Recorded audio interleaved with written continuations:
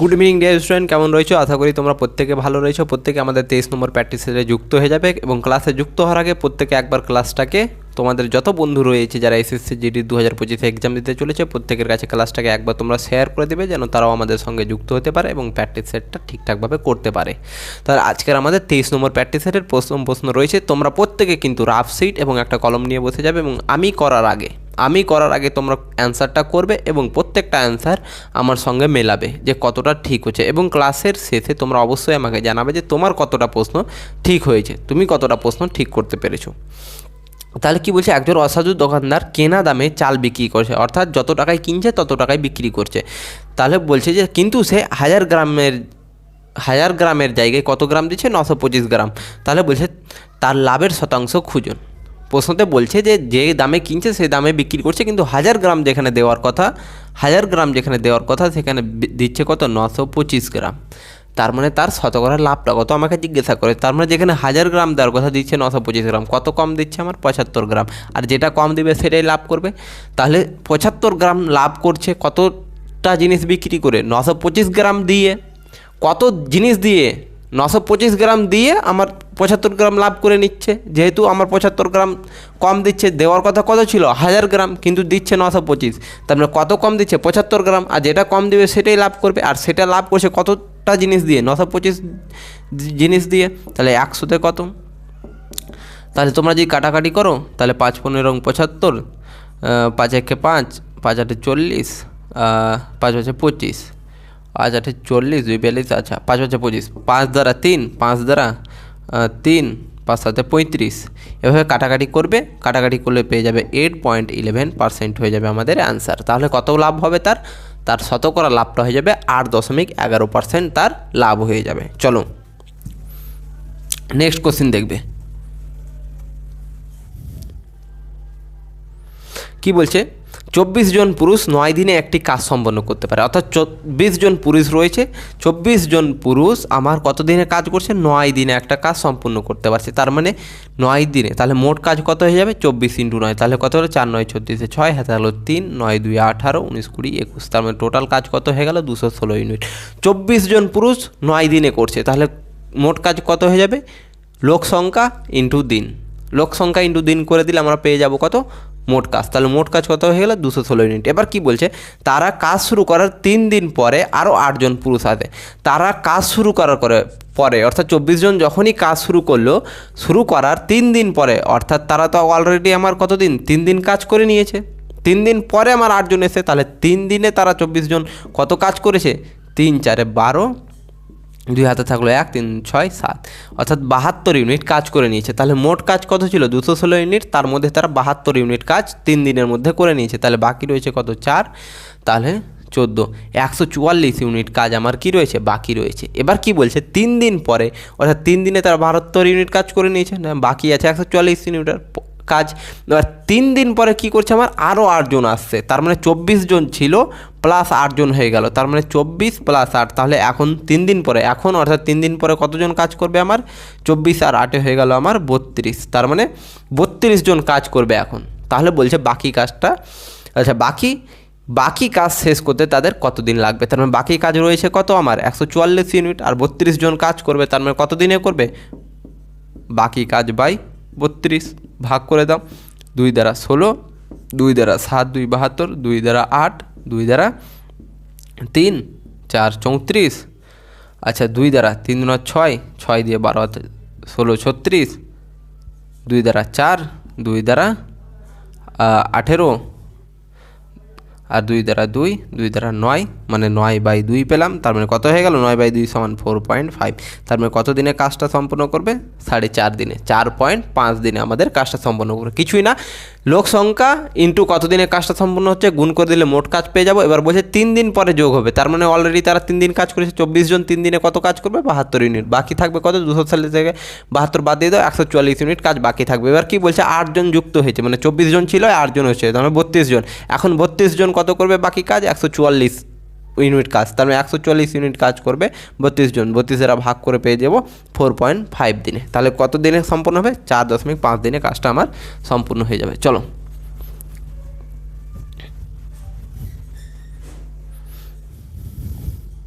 Next অঙ্ক দেখবে কি বলছে, 936 টাকা পি কিউ আর এর মধ্যে 1/2 অনুপাত 1/3 অনুপাত 1/4 অনুপাতে ভাগ না করে ভুল করে 2:3 অনুপাত 4 অনুপাতে ভাগ করে দেওয়া হয়, তাহলে আর কত টাকা বেশি পেয়েছে। বলছে যে 1/2 অনুপাত, যেখানে 1/2 অনুপাত 1/3 অনুপাত 1/4 অনুপাতে ভাগ করে দেওয়ার কথা ছিল, সেখানে আমার ভাগ করে দিয়েছে কত অনুপাতে, 2:3 অনুপাত 4 অনুপাতে। তাহলে বলছে যে এ কত টাকা বেশি পেয়েছে। তার মানে আগে আমরা বের করব ভুল অনুপাতটা, যে ভুল করে যে অনুপাতে ভাগ করে দিয়েছে সেই অনুপাতে কত করে টাকা পেয়েছে। তার মানে মোট টাকা কত আমার 900 কত বলেছে, আচ্ছা 900 আমার বলেছে 36 টাকা, 936 টাকা এটা রয়েছে আমার মোট টাকা। এটাকে আমার প্রথমে ভুল করে কত অনুপাতে ভাগ করে দিয়েছে, 2, 3 আর 4। তার মানে টোটাল কত হয়ে যাবে, 2 আর 3 4, 5, 5 4 9, তার মানে টোটাল 9 টাকা। কিন্তু এখানে রয়েছে কত 936, তার মানে এই 9-এর মানটা হচ্ছে কত 936, তাহলে 1-এর মানটা কত 936/9, তাহলে 9 1 9 0 4 9 36, তার মানে 1 ইউনিটের মানটা কত পেলাম 104 টাকা। তার মানে আমাকে প্রশ্নে আগে কি বলেছে, আর কত টাকা বেশি পাবে। তার মানে আমরা শুধু আর এর মানটা বের করলেই পারবো, যে এখান থেকে ভুল অনুপাতে ভাগ করে দেওয়ায় আর কত টাকা পেয়েছে। তাহলে এটা কি ছিল, এটা ছিল আমার পি, এটা কিউ, এটা আর। তার মানে আর কত ছিল 4, তার মানে 4-এর সঙ্গে কি করব, 4-এর সঙ্গে 104টা 1 ইউনিটের মান যেটা পাবো সেটাকে গুণ করে দিতে হয়। তার মানে 4-এর সঙ্গে 104 গুণ করে দাও, 4 4 16 6, হাতে থাকলো 1 1 4। তার মানে 4 কত, আর কত পেয়েছে, আর পেয়েছে 416, যখন আমার ভুল করে ভাগ করে দিয়েছে। তাহলে ঠিক করে এবার যদি ঠিক অনুপাতে ভাগ করতো তাহলে কত টাকা পেবে সেটা বার করতে হবে। দেখো 1/2 1/3 1/4 এই অনুপাতে দেওয়া আছে। তাহলে আমরা কি বলেছিলাম, এই অনুপাতটাকে যদি এই টাইপের অনুপাতে আমরা লিখি তাহলে কি করতে হবে, যখনই উপরে 1 থাকবে প্রত্যেকটার, আমি কিন্তু অনুপাত এবং সমানুপাত ক্লাসে প্রত্যেকটা জিনিস ভালো করে এক্সপ্লেন করেছি, যখনই প্রত্যেকটার উপরে 1 থাকবে তখন কি হবে, প্রথমটার জায়গাতে কি বসে যাবে, নিচের দুইটার গুণফল, 3 4 12, তার মানে প্রথমটাতে বসে গেল 12 অনুপাত। দ্বিতীয়টার জায়গাতে কি বসে যাবে, দ্বিতীয়টা বাদে বাকি দুটো বসে যাবে 4 2 8 অনুপাত। তৃতীয়টার জায়গাতে কি বসে যাবে, তৃতীয়টা বাদ দিয়ে এই দুটোর গুণফল 3 2 6, তাহলে 12 অনুপাত 8 অনুপাত 6, এখান থেকে কাটো, 6 2 12, 2 দ্বারা 4, 2 দ্বারা 3, তাহলে 6:4:3 অনুপাতে ভাগ হতো। তার মানে ঠিক অনুপাতটা কত এত, তার মানে আর কত পাবে এখানে, তাহলে 6 4 10 10 আর 3 13, তার মানে 13-র মানটা কত, এখানে মোট পেলাম 13, আর এই 13-র মানটাই হবে আমার কত 936। তার মানে 1-এর মানটা কত হয়ে যাবে 936/13, তাহলে ভাগ করো, 3 13 39, আচ্ছা 13 দ্বারা যদি ভাগ করি তাহলে দেখো 3 13 4 13 52, 5 13 65, 6 13 78, 7 13 91, তাহলে 7, তাহলে 91 মানে 2 আর 6 26 হলো, 13 2 26, তার মানে কত 1 ইউনিটের মানটা কত পেয়ে গেলাম আমরা 72। তার মানে আর কত পাবে, আর এর মানটা কত ছিল, পি কিউ আর, এটা আর কত ছিল 3, তার মানে আর কত পাবে 3 × 3-এর সঙ্গে 72 গুণ করে দাও, তাহলে 3 2 6 3 7 21, তার মানে 216 টাকা। মানে ঠিক অনুপাতে ভাগ করলে 216 পেতো, আর ভুল অনুপাতে ভাগ করে কত পেয়েছে আমার 416। তাহলে ভুল অনুপাতে ভাগ করার পরে সে কত টাকা বেশি পেয়েছে, ঠিক অনুপাতে করলে 216 পেতো, আর ভুল করে কত পেয়েছে 416, তার মানে কত বেশি পেয়েছে 416 - 216, তাহলে করলে কত হয়ে যাবে আমার 200। তার মানে 200 টাকা কী হয়েছে আমার বেশি পেয়েছে। চলো নেক্সট কোশ্চেন দেখবে, একেবারে সহজ কোশ্চেন ছিল।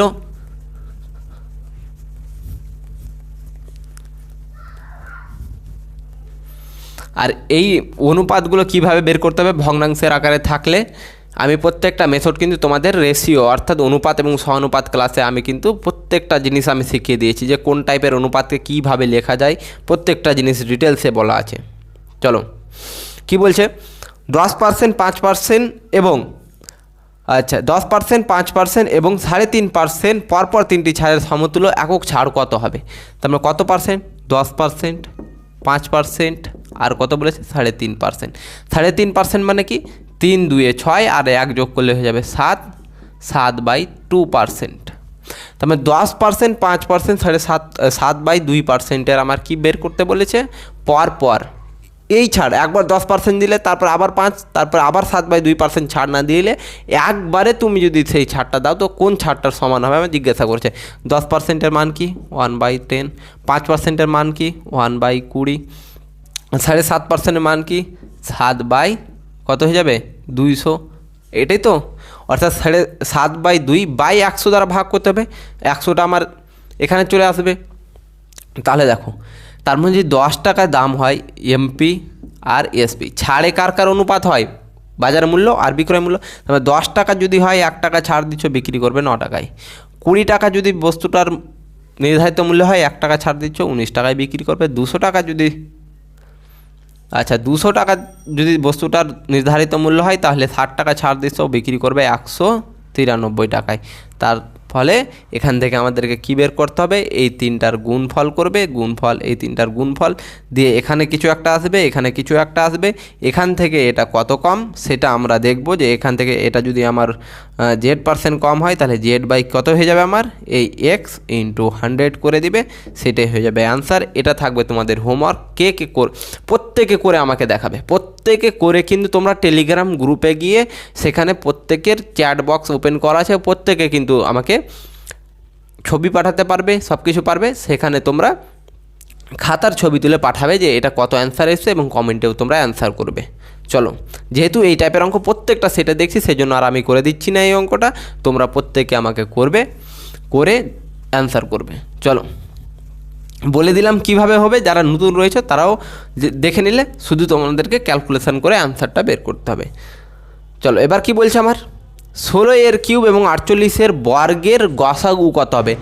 16 কিউব আর 48 এর কত, 48 এর স্কোয়ার, বর্গ মানে কি স্কোয়ার, 16 কিউব এবং 48 এর স্কোয়ারের বর্গ কত হবে। তাহলে 16 কিউব কত হয়ে যাবে স্যার, 4096, 4000 কত হয়ে যাবে 96, আর 48 এর স্কোয়ার কত হয়ে যাবে 2304, অর্থাৎ 2304 হয়ে যাবে 48 এর স্কোয়ার। তার মানে এদের কি বলেছে আমাকে, এদের গসাগু বের করেছে বলেছে। তার মানে কি দ্বারা যাবে, একেবারে যদি স্যার 256 দ্বারা দিই তাহলে এটা হয়ে যাবে কত আমার, এটা হয়ে যাবে 16, আর এটা ভাগশেষ থাকবে 9। তারপরে আমার গসাগু কত হয়ে গেল 256। তোমরা দিয়ে দেখবে, প্রথমে 2 দ্বারা দেখবে, তারপর 3 দ্বারা, 2 দ্বারাও যাবে, তার আস্তে আস্তে ছোটো সংখ্যা দিয়ে দিয়ে করে দেখবে, আগে ছোট ছোট সংখ্যা দিয়ে করে দেখবে, তাহলে কত হয়ে যাবে আমাদের গসাগুটা 256।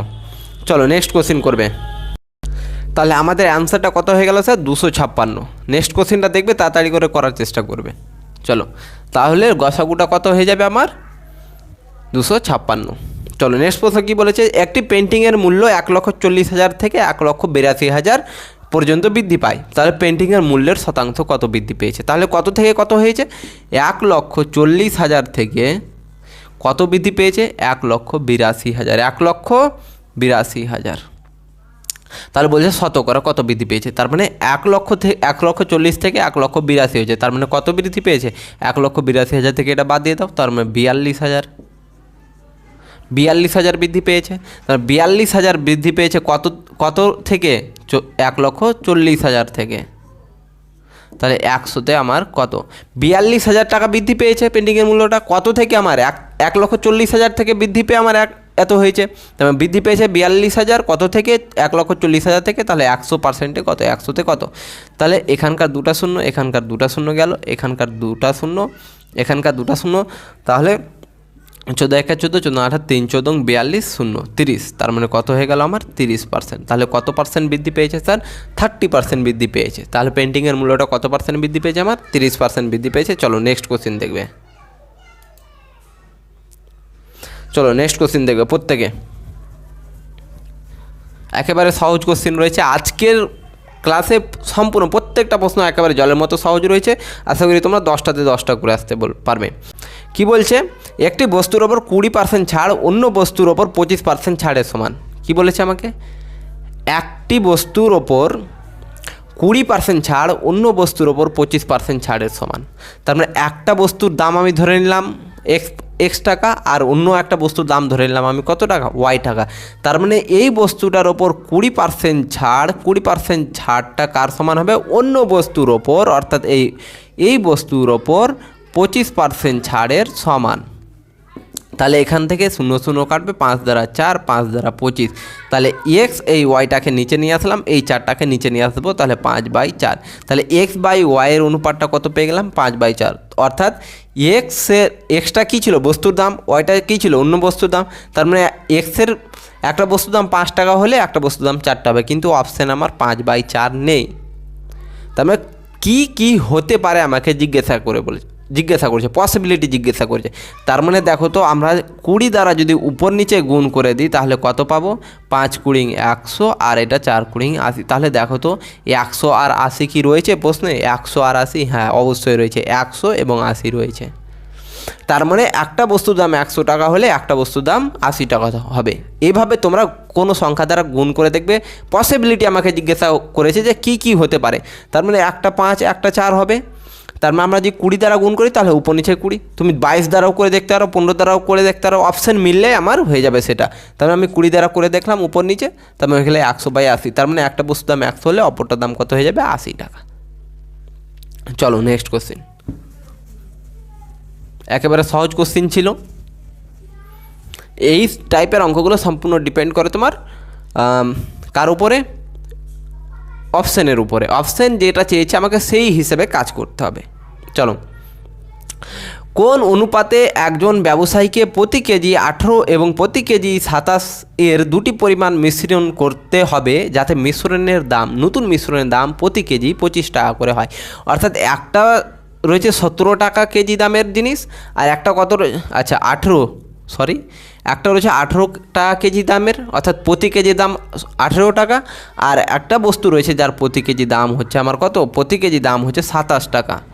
প্রতি কেজি দাম হচ্ছে আমার কত? 27 টাকা। তাহলে বলছে এই 18 আর এই 27 টাকা কেজি দামের বস্তুটাকে কত অনুপাতে মেশালে যে নতুন মিশ্রণটা পাবো তার প্রতি কেজির দাম 25 টাকা করে হবে? তাহলে দেখো 25 দ্বারা বাদ দাও, 25 থেকে 18 বাদ দিলে কত হয়ে যাবে? 7। আর 27 থেকে 25 বাদ দিলে কত হয়ে যাবে? 2। অর্থাৎ 2:7 মিশালে, অর্থাৎ এই দুটো বস্তুকে যদি আমরা 2:7 আমরা মেশাই তাহলে কি হয়ে যাবে? নতুন মিশ্রণের দামটা কত হয়ে যাবে? আমার 25। একেবারে সহজ কোশ্চেন ছিল, কিছুই ছিল না, জলের মতো সহজ। চলো নেক্সট কোশ্চেন দেখবে। পরবর্তী কোশ্চেন তো আরও সহজ রয়েছে স্যার। কি বলেছে? 12 24, এক্সের চতুর্থ সমানুপাতটা কত বলে দিয়েছে আমাকে? 20 হলে এক্সের মানটা কত আমাকে জিজ্ঞাসা করেছে। তাহলে চতুর্থ, এই তিনটা সংখ্যার আমার চতুর্থ অনুপাত বের করতে বলেছে। তার মানে কী হয়ে যাবে? শেষের দুটো সংখ্যার গুণফল 24 × x বাই নিচে কত হয়ে যাবে? 12 সমান চতুর্থ সমানুপাতটা কত বলেছে আমাকে? 20। এটাই তো আমরা এভাবেই তো চতুর্থ সমানুপাত বলি। আর চতুর্থ সমানুপাতের মানটা কত বলে দিয়েছে? 20। এখান থেকে 12 2 24, 2 দ্বারা 10, তাহলে এক্সের ভ্যালুটা কত হয়ে গেল sir? 10। 10 will be the correct answer.